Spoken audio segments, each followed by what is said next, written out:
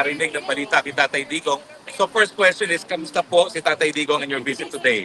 Okay, hello! So, manangid lang ko na I will make this medyo short today since I am yet to get breakfast like I told them kanina and tapos ko yung hapon. But for the visit today, it went very light. There were lots of laughs today as compared to the other days.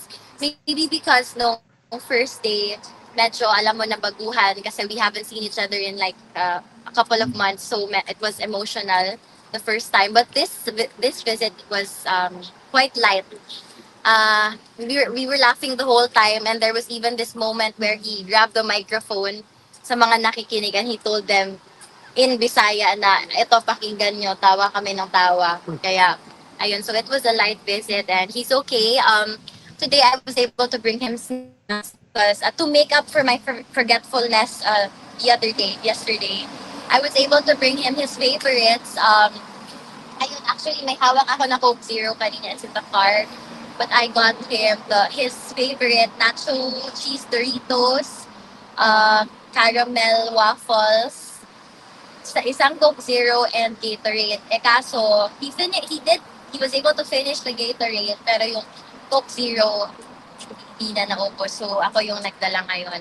Ayun, he kept asking today about my mother and of course, I reassured him na we're doing everything we can and that she is okay, she is well. Of course, she misses him. They message each other. But ayun, sadly, we have to cope up with the situation. And ayun, yung may pinaabot lang siyang message to my mom na you and only you daw. So, Wow. baka magalit yung mom ko pag ano. Hindi naman, pero ayun, he just wants to reassure my mom because he knows that she is in a lot of agony pag hindi niya nakita yung dad ko. Syempre, they've been together for so many decades already. So, of course, they're used to each other's company. And ayun naman, yung ibang kwento namin is about people here outside. So, I was able to talk about everyone, his supporters who wait every day outside. And he asked yung ilan ba today. Sabi ko, I'm not sure, but I did see a few a while ago before I went in. And so, at least now, may kwento ako para sa next visit ko na medyo madami kayo dito. So, masasabi ko yun sa kanya because he was smiling about it. And kwento ko sa kanya na sometimes, especially in the Philippines, nilalapitan ako ng mga babae na medyo kaedad niya or may edad na umiiyak sa akin, Kitty, kailan ba lalabas yung papa mo? Miss na miss ko na siya. Ayun, parang kinilig naman siya doon. He was happy to hear it and he's happy to know that you're still showing up, you're still here to love and support and just be there through this very overwhelming and challenging journey. Kitty question. Hindi na pag-usapan kayo about current events in the Philippines? That was nag-uusap sila ni Vicky on the phone, so I left it to So, VP was able to read him the newspaper and ako naman yung sa usual, family matters. Kasi ang dami niyang tanong usually. Ngayon, napag-usapan namin si Mira na ayaw pumasok, medyo matigas yung ulo. We had a hard time with that today. Sabi niya, nasabihan daw si Mira, pag hindi siya pumasok, hindi daw siya uuwi. So, ayun. And then we just went back and forth about every single member of the family. Kinamusta niya o kamusta si Pulong. Tapos kay Sarah na naman, Sebastian, and me. And ayun, sabi niya, para sa akin daw, hindi mo na daw magpaligaw. So, ayun, kailangan kong sundin yun ngayon. So, ayun, he was, sorry. yes. Kitty, you're so beautiful. My question for you is, Yes.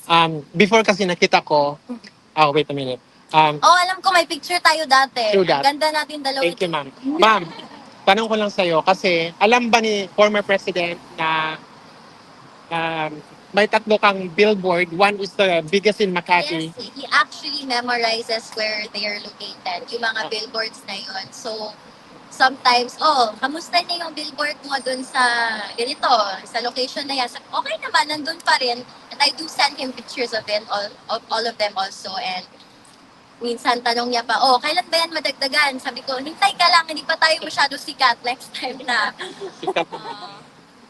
Ayun. Kasi yung sa Makati nakita ko, pero yung sa Davao and the other is ano. So, thank you for that. Yes, Oo. thank you. Anong oras nag-start ang visit mo, Kitty, today? It started at So, 2:30. nabago oras. And then at 4, bago lang. So, it was the usual 1 hour and 30 minutes. Tapos, yun, very eventful naman ng aming ngayon. Puro tawanan, puro actually, I tried to massage his hands, gano'n. Yung mga pag gano'n lang, sabi niya okay lang daw siya kasi he feels strong today. So, ayun. Okay. Question lang. Is the characterization of your father physical appearance being bones, skin, still carries? I wouldn't say bones and skin. Of course, they have to feed him there. It's their responsibility, their obligation. But yes, he is losing a lot of weight, and but also he concluded na it comes with the aging, of course. When he realized na minsan nga sinasabi niya, oh, I am 84, I am 85. No, huwag ka, you are 18. Ayun. So, bata pa ka, hindi pa pwede. So, ayun, I remind him na, hindi, bata ka pa, malakas ka pa. Ang dami mo nga nakakrush sa'yo dyan sa labas eh. So, ayun, tumatawa lang siya. Ayun nga, of course, he lost weight. Lalo na as compared to before he was taken. Kasi, syempre at home, he can eat whatever he likes. He has a support system. And ayun, of course, when you're in a place you don't belong to, it comes with the emotional and the mental and the physical distress. So, anyone will understand kung bakit payat siya. He doesn't have the appetite. But he does eat. He does. Ikaw, Kitty, have you recovered from the trauma in Villanueva Air Base? Ako, yes, naman, I would say. Kasi, it really came with the kind of upbringing both of my parents gave to me. And kasi, my mother is very tough. She's disciplinarian, very authoritative. My father is very gentle. Kung sa atin pa, konsentidor. Pero I think that certain dynamic that we created really molded me into who I am today and what I'm capable of taking it. Just to follow up on my previous question, Kitty, can you share to us the activities that your father is doing there, like walking perhaps, or what and any other activities? Ito kasi siya, minsan ayaw magsabi ng totoo. So, sometimes I have to ask the guards inside. But as of what I've heard, there are times that he does walk around. Like I always remind him, uy, pag bilad dira sa init, kay para na sa imong muscles, o sa imong pupok, kailangan maglakaw-lakaw ka, kailangan malimok yung imong lawas. So, sometimes, sundon niya, sometimes dili. He's a really stubborn guy. So, it really just depends on what his mood is for the day.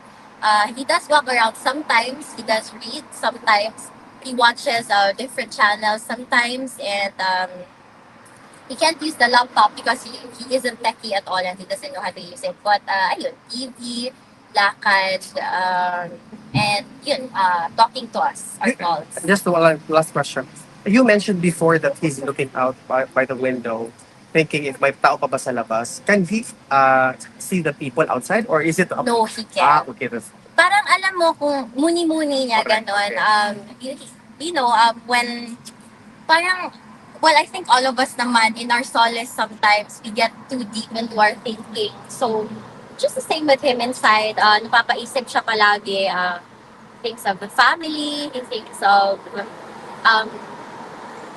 everyone, the supporters. And sometimes he would even joke around na, uy, ako din I was looking by the window. Last night, I was talking to you. Did you hear? Tapos sabi niya, oh, narinig ko. Nag-reply nga ako. Parang ganon. So, he's still the same joker, a very humorous person, and ayun, ang sabi niya, do not worry about him daw kasi sanay siyang mag-adapt to what life brings.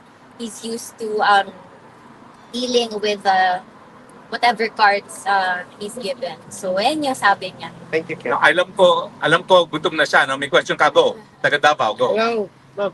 Yes, sir. Oo, sir. Any plan for 2028? Sino? Ikaw. Ako! De, secret. Madami akong plano para sa sarili I ko. know defense is not the right word. Sorry? I will come. Yes, yes. Ayun, it's not my time yet, and both my parents, they know of my personal plans, and ayun, I don't want to make any premature announcements. So, ayun, I'm thinking of me muna. I still have a lot of improvement and a lot of growth to, What's in your mind? What's in your mind to defend your Yes. She hasn't eaten, pero can we few minutes for pictures? Yes. Okay, ganito. Miss, Yung mga mariners na may deadline na sasakay na, halina kayo. Bilis. Miss Okay, dito. Mga Just mariners. can you send a message? It's from U.S. that he has a lot of support from U.S. Florida man. Sabihan ko siya ba? Yes, he has a lot of supporters in Okay. Alvin, pakikuha rin sa ako. Yung Ako agam. pasakay na po ng baso. Thank you, gang. Thank you, Kate. Ha? Thank you. Oh, ito, yeah. Sino ang kumuha ng camera niyo? Ito.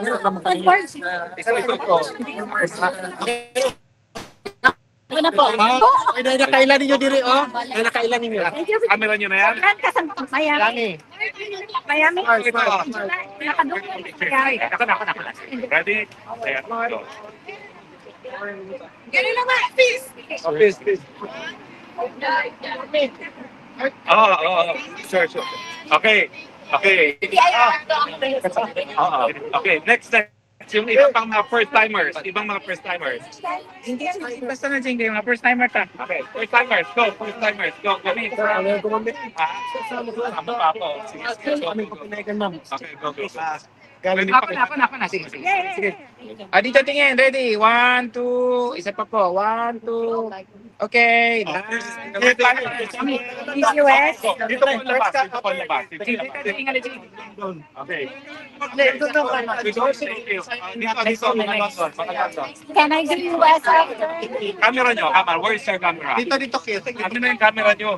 Ito yung camera nila. Akin na. Sige. Go. Ako naman mamaya, kunin nyo ha. Please. Ready? 1, 2, 3. Oh, sama dito. Dito tingin. 1, 2. Yan si Ano. Okay. US ka. Sige, next. US naman. US. Okay, UK. US naman. US. Okay. From US. Okay, 1, 2, 3, go. Dito kami naman. Okay. Dito po pasok. Okay. Sir. Okay. Next. Will you want? Next.